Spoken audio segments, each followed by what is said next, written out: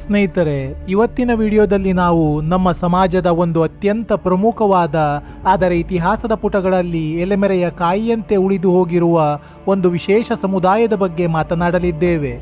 ಅದೇ ಸವಿತಾ ಸಮಾಜ. ಸವಿತಾ ಸಮಾಜ ಎಂದಾಕ್ಷಣ ನಮಗೆ ನೆನಪಾಗುವುದು ಕೇವಲ ಒಂದು ನಿರ್ದಿಷ್ಟ ವೃತ್ತಿ ಮಾತ್ರ. ಆದರೆ ಈ ಸಮಾಜದ ಹಿಂದೆ ಕನಿಷ್ಠ 2000 ವರ್ಷಗಳಷ್ಟು ಭವ್ಯವಾದ ಹಾಗೂ ರೋಚಕವಾದ ಇತಿಹಾಸವಿದೆ.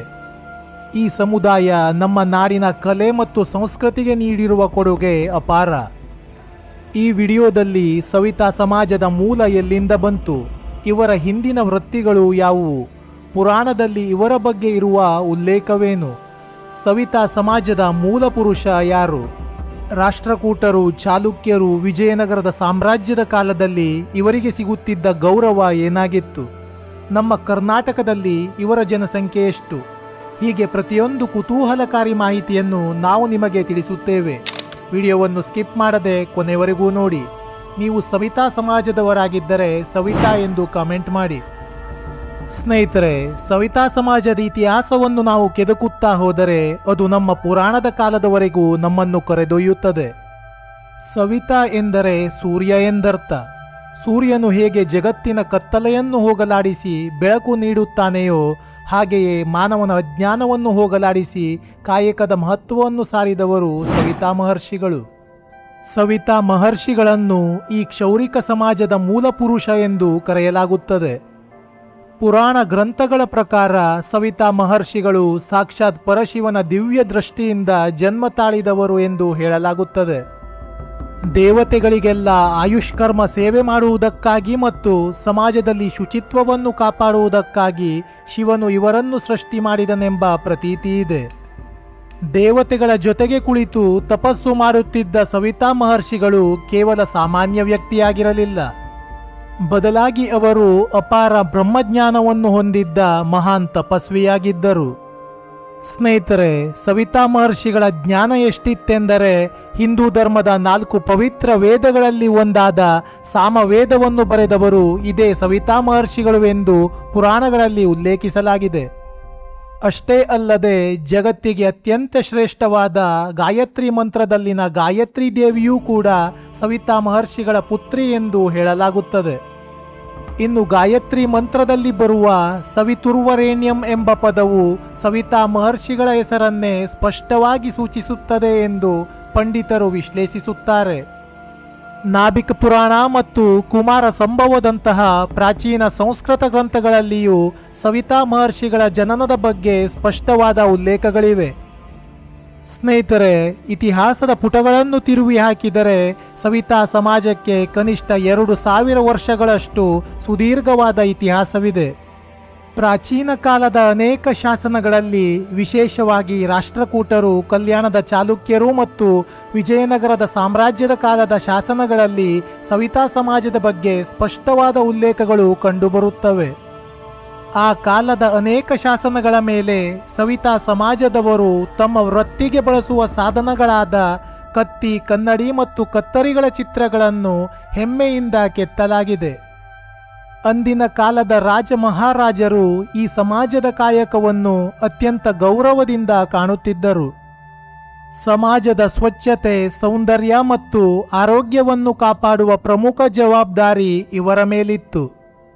ಹೀಗಾಗಿಯೇ ವಿಜಯನಗರದ ಅರಸರ ಕಾಲದಲ್ಲಿ ಇವರ ಸೇವೆಗೆ ಮೆಚ್ಚಿ ಇವರ ವೃತ್ತಿಗೆ ತೆರಿಗೆಯಿಂದ ವಿನಾಯಿತಿಯನ್ನು ಕೂಡ ನೀಡಲಾಗಿತ್ತು ಎಂಬುದು ಚರಿತ್ರೆಯಲ್ಲಿ ದಾಖಲಾಗಿದೆ. ನಮ್ಮ ಮೈಸೂರಿನ ದೊರೆಗಳಾದ ಮುಮ್ಮಡಿ ಕೃಷ್ಣರಾಜ ಒಡೆಯರ್ ಅವರ ಕಾಲದಲ್ಲಿಯೂ ಈ ಸಮಾಜಕ್ಕೆ ವಿಶೇಷ ಮನ್ನಣೆ ಇತ್ತು. ಕ್ರಿಸ್ತಶಕ ಸುಮಾರು 1830 ಆಸುಪಾಸಿನಲ್ಲಿ ಯಾದವ ಕವಿ ಬರೆದ ಕಲಾವತಿ ಪರಿಣಯ ಎಂಬ ಗದ್ಯ ಕೃತಿಯಲ್ಲಿ ಸವಿತಾ ಸಮಾಜದ ಮೌರಿ ಎಂಬುವವರು ವಾದ್ಯವನ್ನು ನುಡಿಸುವಲ್ಲಿ ಅತ್ಯಂತ ಪ್ರವೀಣರಾಗಿದ್ದರು ಎಂಬ ಉಲ್ಲೇಖವಿದೆ. ಈ ಮೂಲಕ ಸವಿತಾ ಸಮಾಜದವರು ಕೇವಲ ಒಂದೇ ವೃತ್ತಿಗೆ ಸೀಮಿತವಾಗಿರದೆ ಅದ್ಭುತ ಸಂಗೀತಗಾರರೂ ಆಗಿದ್ದರು ಎಂಬುದು ಸ್ಪಷ್ಟವಾಗುತ್ತದೆ. ಸವಿತಾ ಸಮಾಜದವರ ಹಿಂದಿನ ವೃತ್ತಿಗಳನ್ನು ನಾವು ಸೂಕ್ಷ್ಮವಾಗಿ ಗಮನಿಸಿದರೆ ಪ್ರಾಚೀನ ಕಾಲದಿಂದಲೂ ಇವರು ಪ್ರಮುಖವಾಗಿ 3 ವೃತ್ತಿಗಳಲ್ಲಿ ತಮ್ಮನ್ನು ತಾವು ತೊಡಗಿಸಿಕೊಂಡಿದ್ದರು. ಮೊದಲನೆಯದು ಕ್ಷೌರಿಕ ವೃತ್ತಿ. ಅಂದರೆ ಸಮಾಜದ ಜನರ ಕೂದಲು ಮತ್ತು ಗಡ್ಡವನ್ನು ಕತ್ತರಿಸಿ ಶುಚಿತ್ವ ಕಾಪಾಡಿ ಅವರನ್ನು ಸುಂದರವಾಗಿ ಕಾಣುವಂತೆ ಮಾಡುವುದು. ಹುಟ್ಟು, ಸಾವು, ಮದುವೆ ಮುಂತಾದ ಪ್ರತಿಯೊಂದು ಸಂಸ್ಕಾರಗಳಲ್ಲೂ ಇವರ ಉಪಸ್ಥಿತಿ ಅತ್ಯಂತ ಮಹತ್ವದ್ದಾಗಿತ್ತು. ಎರಡನೆಯ ಬಹುಮುಖ್ಯ ವೃತ್ತಿ ಎಂದರೆ ಮಂಗಳವಾದ್ಯ ನುಡಿಸುವುದು. ದೇವಸ್ಥಾನದ ರಥೋತ್ಸವಗಳಿರಲಿ, ದೇವರ ಉತ್ಸವಗಳಿರಲಿ ಅಥವಾ ಮದುವೆ, ಮುಂಜಿ ಮುಂತಾದ ಶುಭ ಕಾರ್ಯಗಳಿರಲಿ, ಅಲ್ಲಿ ಸವಿತಾ ಸಮಾಜದವರು ನುಡಿಸುವ ನಾದಸ್ವರ, ಮೌರಿ ಮತ್ತು ಮೃದಂಗದ ನಾದವಿಲ್ಲದೆ ಆ ಕಾರ್ಯ ಸಂಪೂರ್ಣವಾಗುತ್ತಲೇ ಇರಲಿಲ್ಲ. ಪುರಾಣದ ಪ್ರಕಾರ ಶಿವನ ಸೇವೆಗಾಗಿ ಸವಿತಾ ಮಹರ್ಷಿಗಳು ಸೃಷ್ಟಿಯಾದ ಕಾರಣ ಮೃದಂಗ ಸೇರಿದಂತೆ ಶಿವನಿಗೆ ಪ್ರಿಯವಾದ ಅನೇಕ ವಾದ್ಯಗಳನ್ನು ನುಡಿಸುವ ಕಲೆ ಈ ಸಮಾಜಕ್ಕೆ ದೈವದತ್ತವಾಗಿ ಒಲಿದು ಬಂದಿದೆ ಎಂದು ನಂಬಲಾಗಿದೆ. ಮೂರನೆಯ ಪ್ರಮುಖ ವೃತ್ತಿ ಎಂದರೆ ಆಯುರ್ವೇದ ಅಥವಾ ನಾಟಿ ವೈದ್ಯ. ಹಳ್ಳಿಗಳಲ್ಲಿ ಯಾರಿಗಾದರೂ ಪೆಟ್ಟಾದರೆ, ಮೂಳೆ ಮುರಿದರೆ ಅಥವಾ ಯಾವುದೇ ಕಾಯಿಲೆ ಬಂದರೆ ಮೊದಲು ಓಡಿ ಹೋಗುತ್ತಿದ್ದದ್ದು ಇವರ ಬಳಿಯೇ. ಗಿಡಮೂಲಿಕೆಗಳ ಬಗ್ಗೆ ಅಪಾರ ಜ್ಞಾನ ಹೊಂದಿದ್ದ ಇವರು ಅತ್ಯುತ್ತಮ ನಾಟಿ ವೈದ್ಯರಾಗಿ ಸಮಾಜದ ಆರೋಗ್ಯವನ್ನು ಕಾಪಾಡುತ್ತಿದ್ದರು. ಭೂಲೋಕದಲ್ಲಿ ನಾನಾ ರೀತಿಯ ಕಾಯಿಲೆಗಳಿಂದ ಬಳಲುತ್ತಿದ್ದ ಜನರನ್ನು ರಕ್ಷಿಸಲು ಮತ್ತು ಆ ರೋಗಗಳನ್ನು ನಿವಾರಿಸಲು ಸಾಕ್ಷಾತ್ ಸೃಷ್ಟಿಕರ್ತನು ಸವಿತಾ ಮಹರ್ಷಿಗಳಿಗೆ ವಿಶೇಷವಾದ ವರವನ್ನು ಕರುಣಿಸಿದನು ಎಂದು ಪುರಾಣಗಳು ಹೇಳುತ್ತವೆ. ಇದೇ ಕಾರಣಕ್ಕಾಗಿ ಇಂದಿಗೂ ಅನೇಕ ಶ್ರೇಷ್ಠ ನಾಟಿ ವೈದ್ಯ ಮನೆತನಗಳು ಸವಿತಾ ಸಮಾಜದ ಹಿನ್ನೆಲೆಯಿಂದ ಬಂದಿರುವುದನ್ನು ನಾವು ಕಾಣಬಹುದು. ಸ್ನೇಹಿತರೆ, ಸವಿತಾ ಸಮಾಜವು ಕೇವಲ ಒಂದು ಹೆಸರಿಗೆ ಮಾತ್ರ ಸೀಮಿತವಾಗಿಲ್ಲ. ಇವರಲ್ಲಿ ಸುಮಾರು 27ಕ್ಕೂ ಹೆಚ್ಚು ಉಪಜಾತಿಗಳಿವೆ.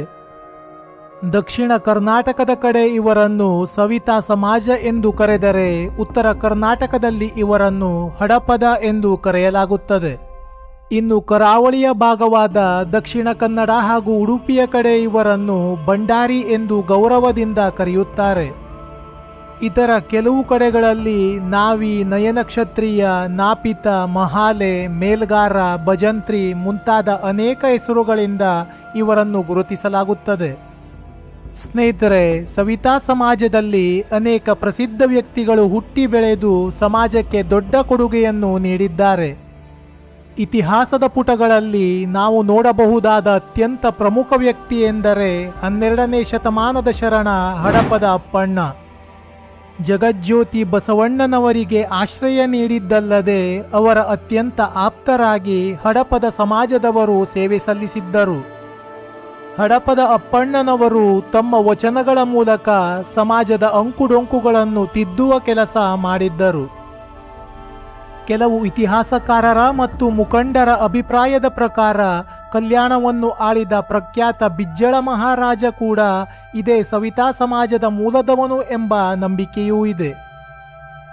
ಅದೇ ರೀತಿ ಕ್ರಿಸ್ತಶಕ 1534ರ ಶಾಸನವೊಂದರ ಪ್ರಕಾರ ಸವಿತಾ ಸಮುದಾಯದ ಭೈರಪ್ಪ ನಾಯಕನ ಮಗ ಕೃಷ್ಣಪ್ಪ ನಾಯಕನು ಅಂದಿನ ಕೊಗಲಿ ಜಿಲ್ಲೆಯ ಕೊಟ್ಟೂರು ಸೇರಿದಂತೆ ಬರೋಬ್ಬರಿ 32 ಪ್ರಾಂತ್ಯಗಳನ್ನು ಆಳುತ್ತಿದ್ದನು ಎಂಬ ಅದ್ಭುತ ಚಾರಿತ್ರಿಕ ಮಾಹಿತಿ ಲಭ್ಯವಾಗುತ್ತದೆ. ಇದಲ್ಲದೆ ಕಲೆಯ ಕ್ಷೇತ್ರದಲ್ಲಿ, ಸಂಗೀತ ಕ್ಷೇತ್ರದಲ್ಲಿ ಕೂಡ ಈ ಸಮಾಜದ ಅನೇಕ ಗಣ್ಯರು ತೆರೆಮರೆಯಲ್ಲಿಯೇ ಸಮಾಜದ ಸೇವೆ ಮಾಡಿದ್ದಾರೆ. ಆದರೆ ದುರಾದೃಷ್ಟವಶಾತ್ ಇತಿಹಾಸ ಬರೆದವರು ಇವರ ಅನೇಕ ಸಾಧನೆಗಳಿಗೆ ಸಿಗಬೇಕಾದಷ್ಟು ಪ್ರಾಮುಖ್ಯತೆಯನ್ನು ನೀಡಲಿಲ್ಲ. ಇನ್ನು ಇವರ ಜನಸಂಖ್ಯೆ ಮತ್ತು ವಾಸಸ್ಥಳಗಳ ಬಗ್ಗೆ ಮಾತನಾಡುವುದಾದರೆ ಸವಿತಾ ಸಮಾಜದವರು ಕರ್ನಾಟಕದ ಮೂಲೆ ಮೂಲೆಯಲ್ಲೂ ಹಂಚಿ ಹೋಗಿದ್ದಾರೆ. ಇತ್ತೀಚಿನ ಅಂಕಿಅಂಶಗಳ ಪ್ರಕಾರ ಇವರ ಅಧಿಕೃತ ಜನಸಂಖ್ಯೆ 5 ಲಕ್ಷ ಎಂದು ದಾಖಲಾಗಿದೆ. ಆದರೆ ಸಮಾಜದ ಮುಖಂಡರ ಪ್ರಕಾರ ಕರ್ನಾಟಕದಲ್ಲಿ ಸವಿತಾ ಸಮಾಜದವರ ಒಟ್ಟು ಜನಸಂಖ್ಯೆ 12 ಲಕ್ಷದಿಂದ 15 ಲಕ್ಷದಷ್ಟಿದೆ ಎನ್ನಲಾಗುತ್ತದೆ. ರಾಜ್ಯದ ಪ್ರತಿಯೊಂದು ಹಳ್ಳಿ ಮತ್ತು ನಗರಗಳಲ್ಲೂ ಸವಿತಾ ಸಮಾಜದವರು ತಮ್ಮ ಕಾಯಕದ ಮೂಲಕ ಸಮಾಜದ ಅವಿಭಾಜ್ಯ ಅಂಗವಾಗಿದ್ದಾರೆ. ಇಷ್ಟೆಲ್ಲ ಭವ್ಯವಾದ ಇತಿಹಾಸ, ಕಲೆ ಮತ್ತು ಪರಂಪರೆಯನ್ನು ಹೊಂದಿರುವ ಸವಿತಾ ಸಮಾಜ ಇಂದು ಎದುರಿಸುತ್ತಿರುವ ಸವಾಲುಗಳು ಒಂದೆರಡಲ್ಲ. ಜಾತಿಯ ಹೆಸರಲ್ಲಿ ನಿಂದನೆ ಮಾಡುವುದು, ಮಾನಸಿಕ ಹಿಂಸೆ ನೀಡುವುದು ಇಂದಿಗೂ ಅಲ್ಲಲ್ಲಿ ನಡೆಯುತ್ತಲೇ ಇದ್ದು, ಅದರ ಜೊತೆಗೆ ಆಧುನಿಕತೆಯ ಭರಾಟೆಯಲ್ಲಿ ಇವರ ಮೂಲ ಕಸುಬು ಕೂಡ ಇಂದು ದೊಡ್ಡ ಬಿಕ್ಕಟ್ಟನ್ನು ಎದುರಿಸುತ್ತಿದೆ. ಬೃಹತ್ ಕಾರ್ಪೊರೇಟ್ ಸಲೂನ್ಗಳು ಈ ಕ್ಷೇತ್ರಕ್ಕೆ ಕಾಲಿಟ್ಟ ಮೇಲೆ ಪಾರಂಪರಿಕವಾಗಿ ಈ ವೃತ್ತಿ ಮಾಡುತ್ತಿದ್ದವರ ಜೀವನೋಪಾಯಕ್ಕೆ ಪೆಟ್ಟು ಬಿದ್ದಿದೆ. ಇದರ ಜೊತೆಗೆ ಅನ್ಯ ರಾಜ್ಯಗಳಿಂದ ಬಂದಂತಹ ಕಾರ್ಮಿಕರು ಈ ವೃತ್ತಿಯನ್ನು ಆಕ್ರಮಿಸಿಕೊಳ್ಳುತ್ತಿರುವುದು ಇವರ ಆತಂಕವನ್ನು ಮತ್ತಷ್ಟು ಹೆಚ್ಚಿಸಿದೆ. ಮಂಗಳ ವಾದ್ಯ ನುಡಿಸುವ ಕಲೆ ಕೂಡ ಆಧುನಿಕ ಮ್ಯೂಸಿಕ್ ಸಿಸ್ಟಮ್ಗಳ ಅಬ್ಬರದಲ್ಲಿ ಕಳೆದು ಹೋಗುತ್ತಿದೆ.